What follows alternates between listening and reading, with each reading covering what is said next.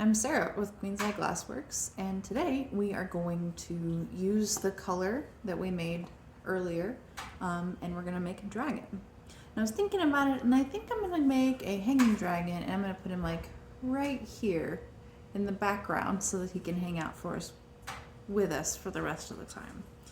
Also, I'm going to be eating gummy bears this whole time because gummy bears will help us get through this. All right. So after we twisted the color earlier, I went ahead and put it in the kiln so that it can soak and be all happy and warm and friendly for us so that it doesn't start cracking. Because let me tell you, if you're halfway through a dragon and your color that you've mixed starts cracking, it becomes a pain. All right, I'm going to turn the propane on and oxygen. So I kind of like having a clear body as opposed to like a fully colored dragon. Or pizza in general. You'll find that I do very, very little completely color projects. I really feel like that the color gives it a little bit of a difference and it helps keep it looking so much like plastic. Sometimes I get asked from people if if it's molds or the things that I'm selling. I'm going to adjust this camera angle a little bit. I feel, okay. I don't know. You guys don't have to forgive me. This is like the first video that I'm filming. We're going to get through it though, right team? All right. So I've got 8 as a handle. I've got this other 8 that I'm just going to basically lay down a body for. So I'm going to heat these 2 up. And so basically what's happening is that I'm using this as a place to put. So it's like, think of it as like paper, for instance. And I'm heating up the ink in my pen. So I'm going to go through and just do this basic body shape. Think of it kind of like a slanty S. You know what I mean?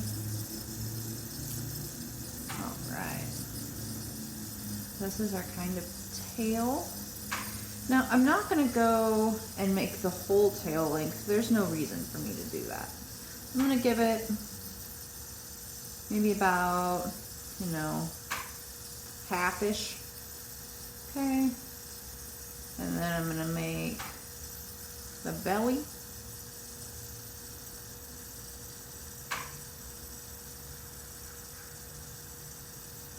It's going to be another chunky dragon.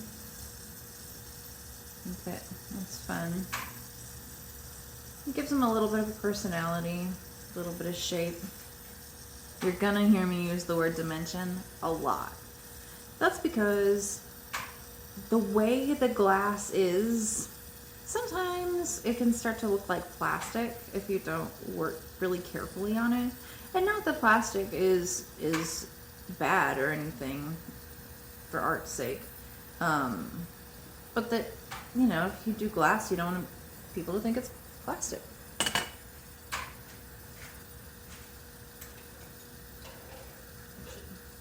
Okay, so now what we've got is our basic shape.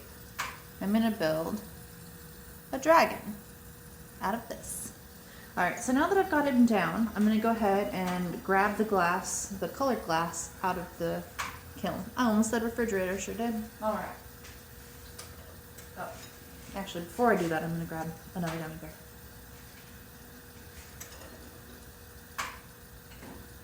Alright.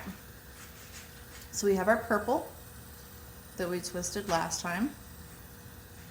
I'm going to go in, and it's pretty warm. So I keep my kiln at like 1050. So it's just ready to be red hot.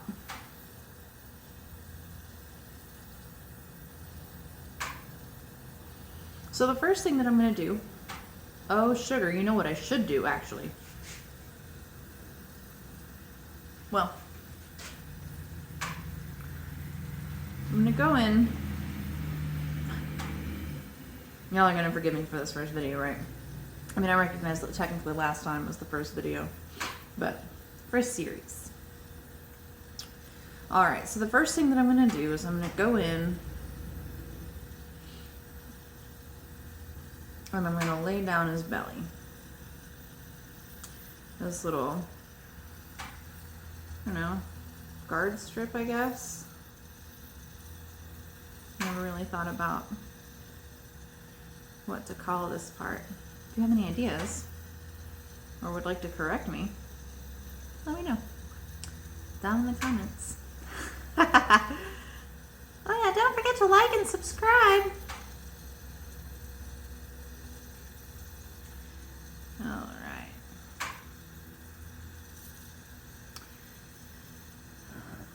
Might be running a little cooler than it really wants to be run. That could be kind of part of it. Okay, so now what I have is I have color on his little belly. I'm gonna go in with my knife here.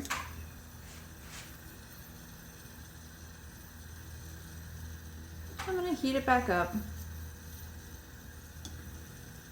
and just give it little cuts.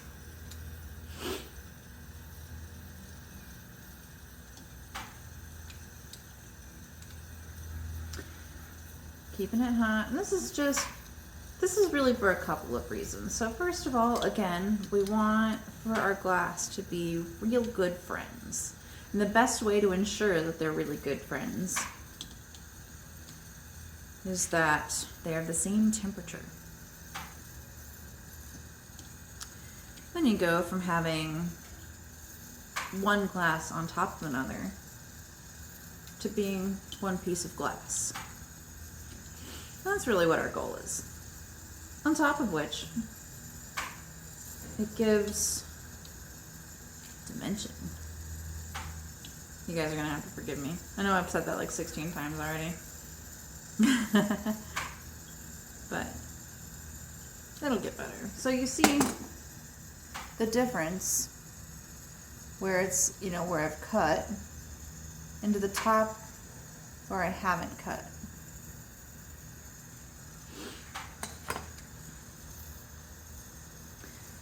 Going back in.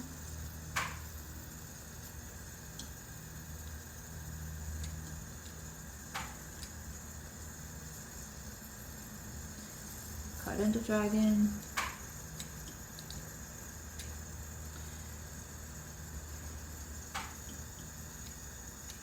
There's a lot of parts in glasswork that are pretty repetitive.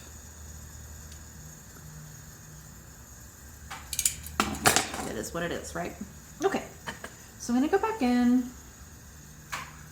So now that I've got everything cut, what I'm gonna do is I'm gonna heat his back, just like the fat part, and kind of move him forward. I don't know if you can. Maybe one of the things that I just learned is that I want to be wearing a black shirt so that you can really see from far away. Okay, so we got his shape back because kind of what happened when I put his strip down is that his shape kind of moved, and we don't want that. We want him to be about that shape. Okay, so now what I'm about to do is I'm about to put his little scales on him.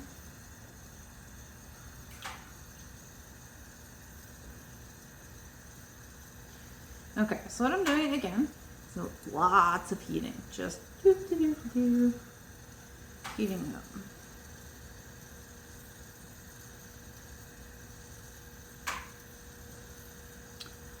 So I learned glasswork from a gentleman named Steve Velasic, and I met him out at the Renaissance Festival. I was working for a company doing foodstuffs, chocolate, crepes, bakery, fun stuff. But I mean, I had been working there for like 5 or 6 years, and I was kind of ready for a change. Okay, so you see how quickly that come together, you know, when it starts looking like a dragon, you can really see it, you know what I mean? Okay, so the next step, so we're gonna kind of quote unquote resharpen our tool here, our pencil. Because what we want is we're going to go in here at the hip. Can't tell what you can see here. And what we're gonna do is we're gonna make a hip, thigh, knee, and then like bottom of the leg, kind of all in one. So when I accepted the job from my friend Steve, he had taught a few people glass, but not really long term. So when I learned from him, he used to, so the second thing I ever learned how to make was a dragon, because he's a sadist and I'm a masochist. It worked out pretty well. He would tell me that he would just put the piece there and then whoop, zoop, and it would just be there. It would be a leg. And I'd be like, well, what does that mean? And he's like, yeah, you just zoop. That drove me insane, ladies and gentlemen. Let me tell you. Because he did. He really just whoop, whoop, and it was there. It was a leg. But see, he had been doing glass work at that point for like 43 years. He'd been doing it for a very long time. So he was incredibly knowledgeable and he was incredibly good. All right, so I'm gonna just kind of adjust it a little bit and show you.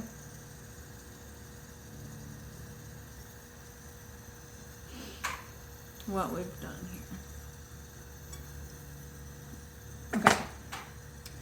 So I put his hip in, his thigh, made a little knee joint, and then his foot. All right. Now for the easy part, the other leg. Just kidding, it's the worst. It took me a very long time how to do a leg. For a very long time, it looked like just trash. We're still working on it. You know, it's a work in progress. It's one of the things that I really like about glass is that you're never done.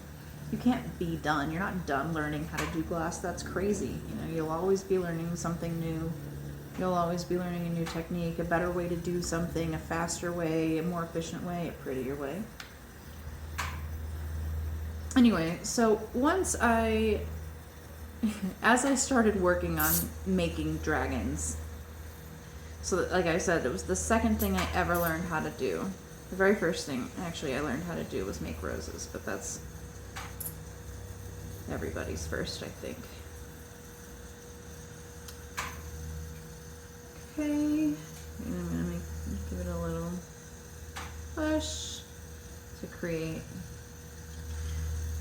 So as I was learning how to make dragons, they're obviously, you know, your first 100,000 aren't really sellable.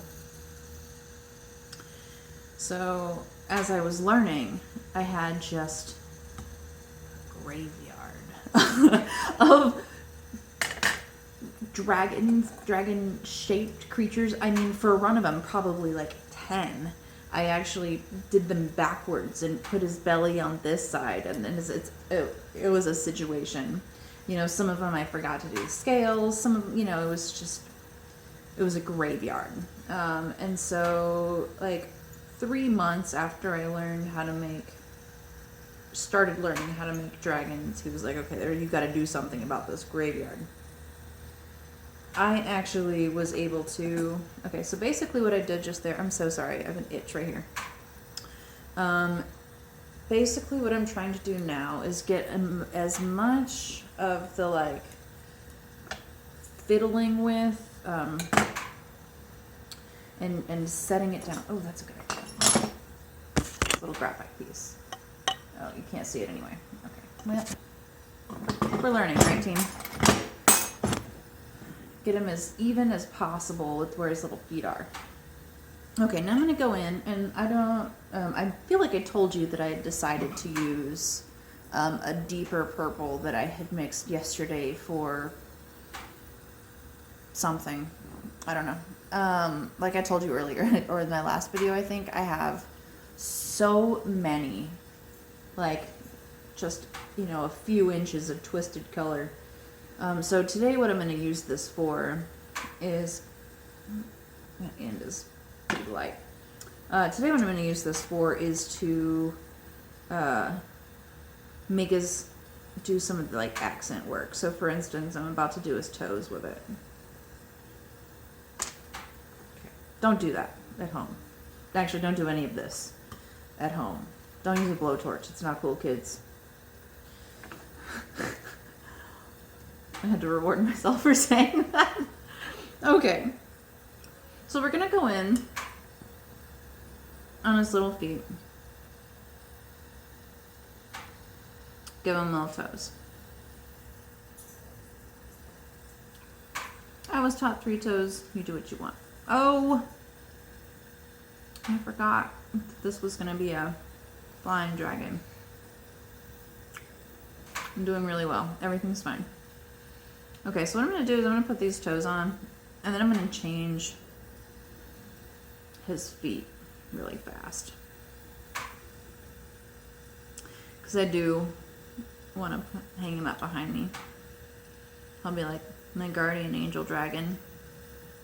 Or when we're making videos, he'll protect me from saying really awkward things. Yeah, right. Okay. So basically what I'm about to do, I'm going to tuck this dragon, and this just goes back to what I was saying in the last video about how forgivable glass is. So what I'm going to do, tuck his little foot up, his little leg up.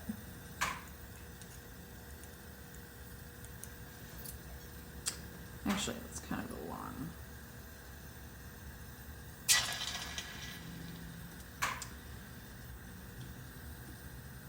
Okay. And then, so I'm going to put a new foot on there. His leg was a little long, I think. And then for the other leg, I'm going to kick it back.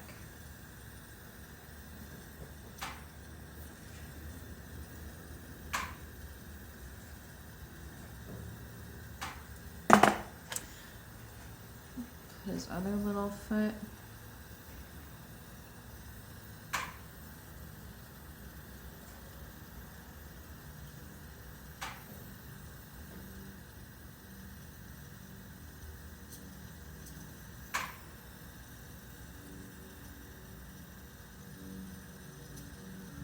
Okay. So you can kind of see the difference. So whereas for a standing dragon, you'd have to have both feet on the floor, at least level, or a few points of contact where it would be like balanced. Flying dragons, on the other hand, you can kind of do whatever. This is a pretty typical pose that I do for the bottom feet for flying dragons, though.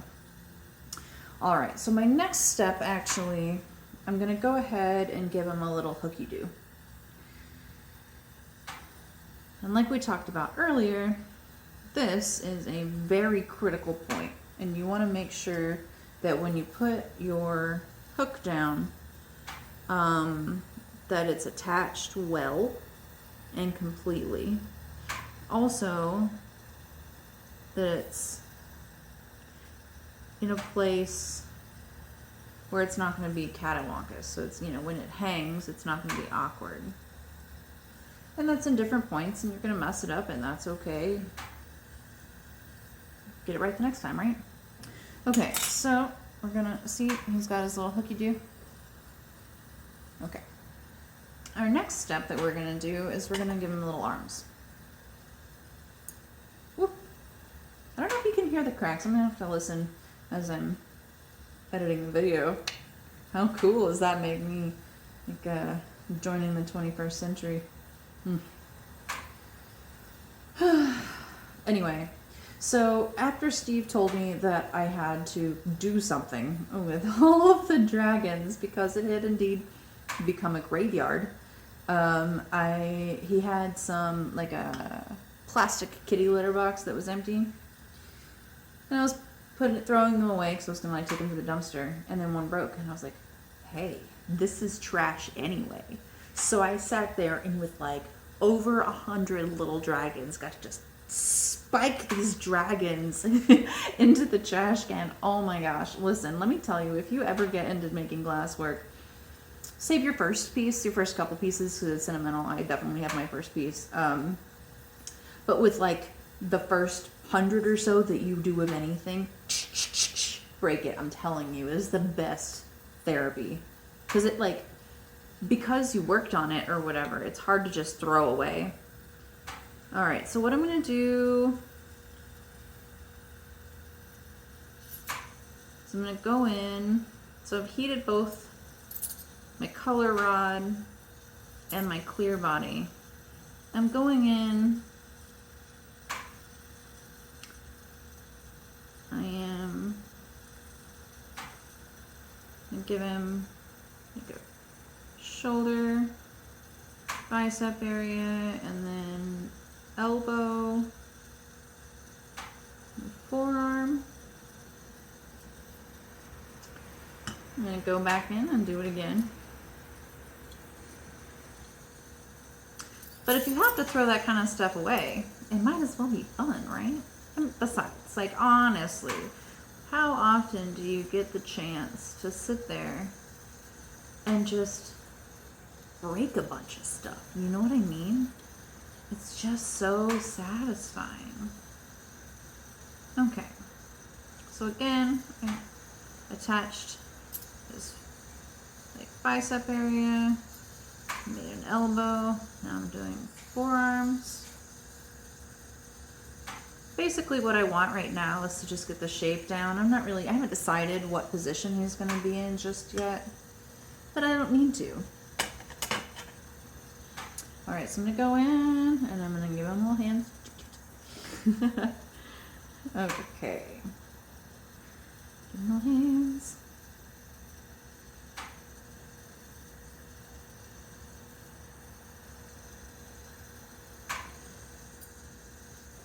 Yeah, that was definitely fun. So I worked with Steve I worked like directly under him as his apprentice from January of 2013 through November of 2018.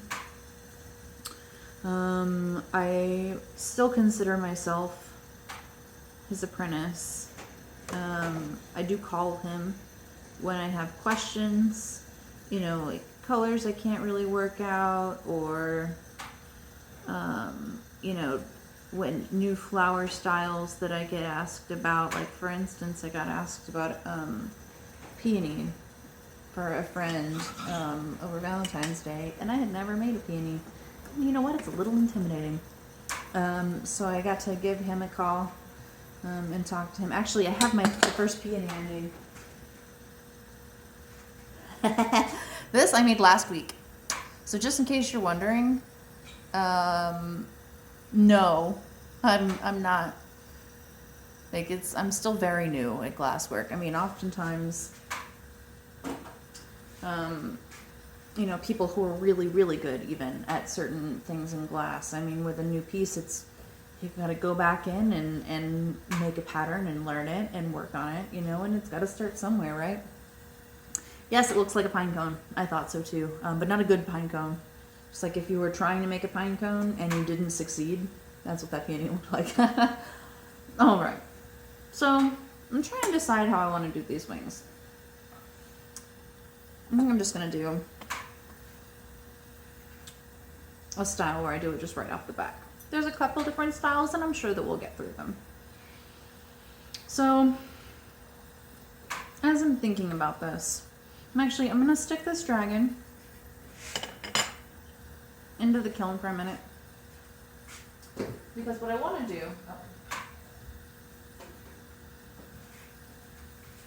because I want to kind of come in and stretch out this glass really quick. The space that I have for these wings needs a finer tool. So what I'm going to do is I'm going to go in, heat and kind of pull. My goal, I'm looking for like a 4 millimeter as far as the gauge of the glass is concerned. And if you know anything about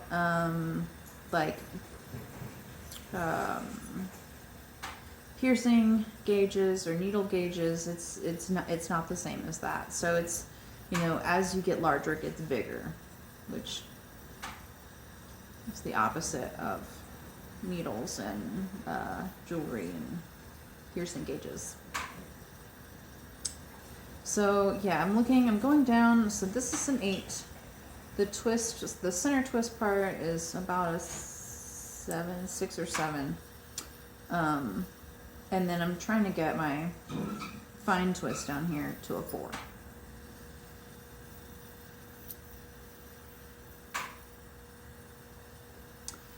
So while I was actively working with Steve, I traveled with the Renaissance Festival.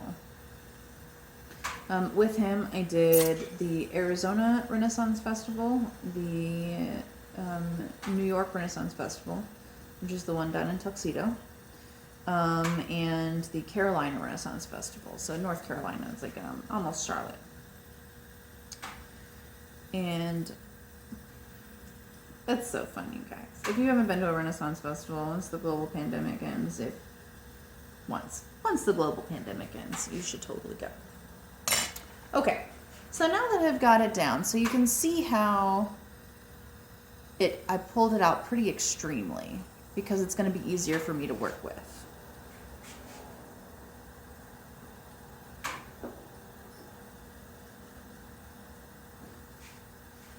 Okay.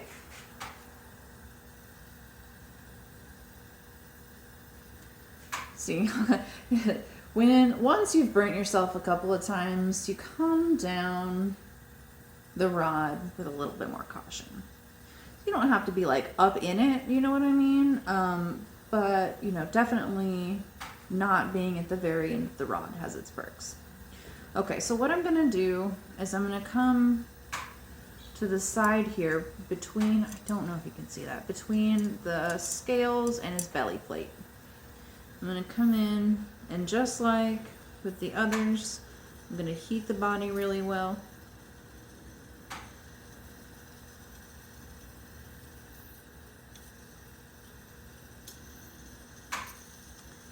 And I'm going to put the wing on,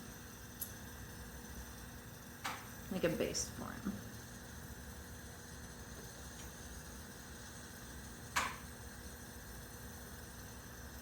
Doing those shows with him, oh, it's so fun, you guys. You get to dress up. Because of the person that I am, I obviously had a collection of tiaras. Honestly, that's part of where the name came from. And just like getting to go around the country and just meet people and do things, and the food, so good. All right, so we have our first wing on, yay. Again, you know, we're really just trying to keep our piece with heat, in heat, not in heat. We don't want dragons in heat. That's definitely a different scenario. Okay, so we're gonna go in, we're gonna heat the body on the other side. Again, you know, trying to avoid his arm and stomach and scales and whatnot. But I mean, honestly, you're gonna hit it. Just try to stay balanced. Okay, we're gonna put his other little wing on.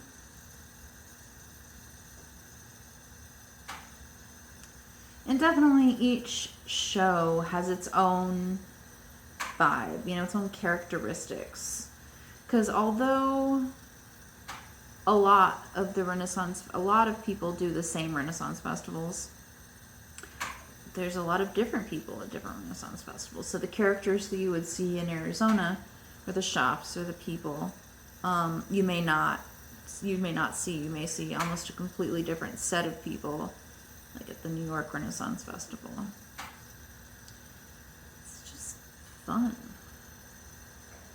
And I tell you what, you want to be around a group of amazing artists, that's the place. Okay, so now I've got both wings on, and at this point, we're almost done. Just gonna put his little head on. I'm gonna eat another gummy bear. Okay. So, some people put the head together on the body. Some people, Steve, does the head off separate because the detail work. You don't want to go in, you know, because your body's done. You don't really need to do anything else. He's set up. But if you go through and heat him at all, and say that the torch accidentally touches part of him, you have to go back through and heat everything, because otherwise that's how you get cracks. But I honestly have a really hard time with proportions unless it's on the body.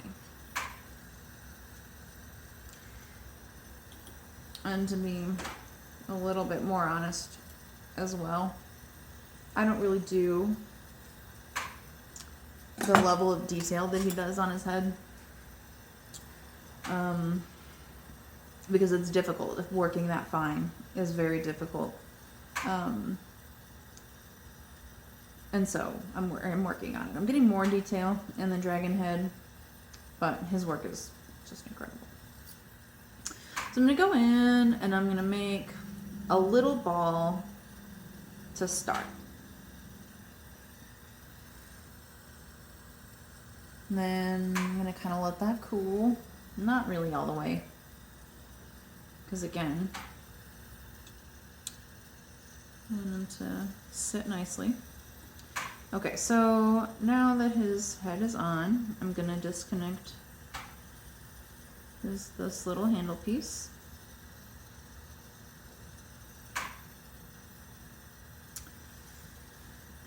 And I'm gonna go to the back of the head, like here, and I'm gonna add just a little bump of glass. No, not much. Just, we're trying to change the shape. You know, we don't want it, I don't want it to look like just a ball of glass. Do you see what I mean? I mean, that just like, it just shifts it some. Okay, so now we're gonna go in. So you see his little head's ready to wrap. All right.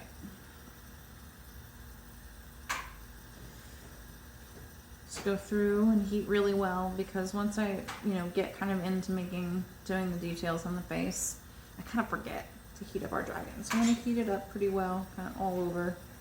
Not red hot, but just warm. Okay, so I'm gonna go in, and the very first thing that I'm gonna do is top jaw.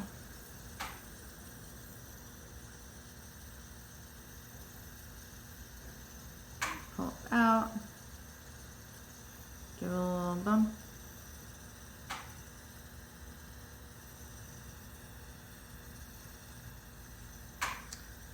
Give it a minute. Make sure it's straightish. But again, it's one of the best advice that Steve ever gave me, was to finish every piece. Even if at the point where, you're kind of just beginning, everything you make is trash. So why would you stop making a piece because it's not going to look good? Duh, it's not going to look good. And it's still really good advice once you've been doing it for a long time, because I'll be honest, there have been quite a few times where I'm halfway through making a piece and I'm like, oh my gosh, this is terrible, what the heck, like, I'm not even gonna like this. And then I get done and it's not as bad as I thought it was. It may not be prize winning, certainly not trash. I'm going in with my darker color, this plum twist thing. And I'm giving them little eyeballs.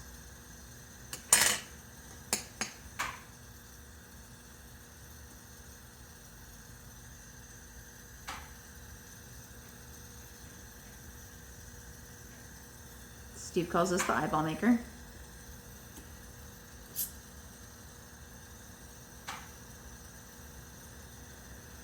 Okay. Now I'm going to give them little nostrils.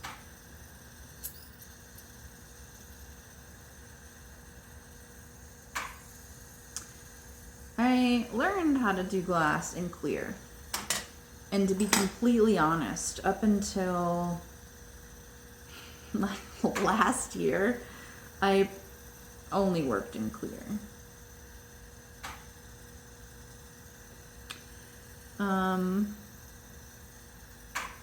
It's easier to work.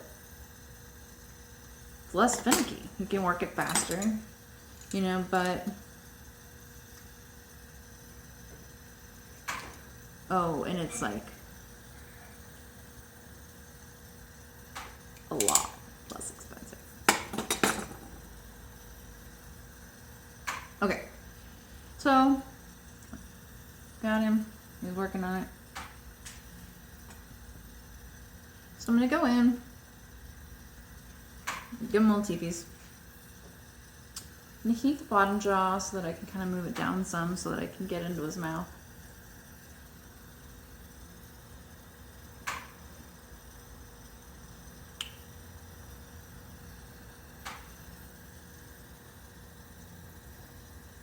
Oh boy.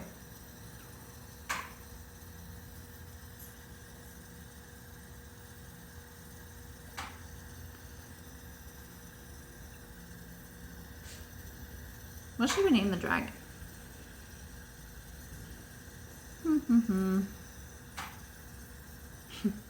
Not that I really have any delusions that somebody's gonna be watching this far in. Okay. Tell you what, if you actually watch this part, like the first 5 people who messaged me and told me that they saw this part of this video, I'll send you like free earrings or something, because no way. No way. Okay. So I'm going in, and now what I'm going to do is I'm going to give them little horns.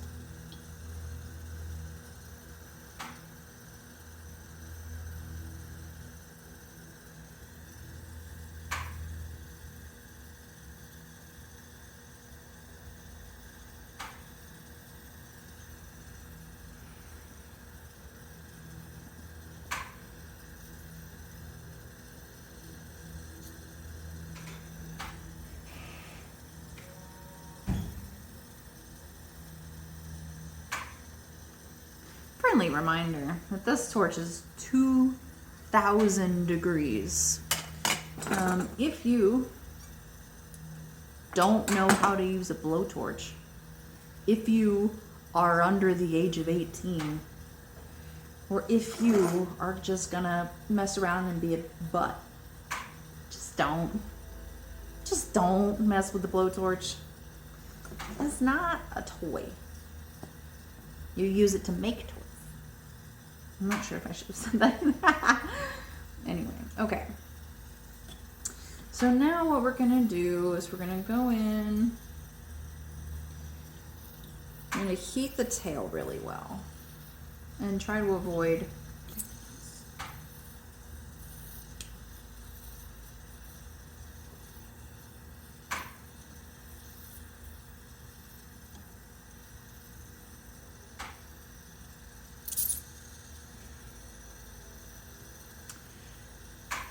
So we're gonna go in, and heat and kind of pull evenly and slowly.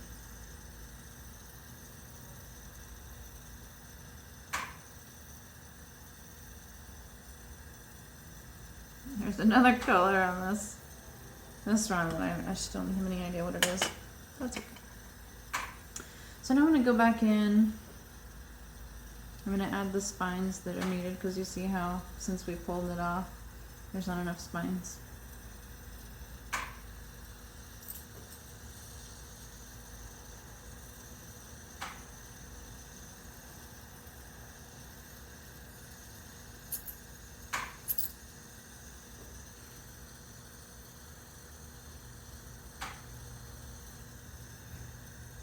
Give him a little, tail bit.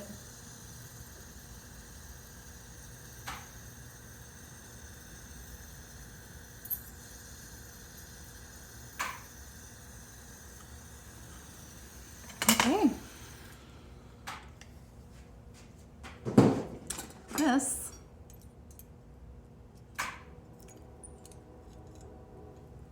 the purple dragon we made. All right. Thanks, guys. I appreciate you tuning in. If you watched that whole thing, hit me up.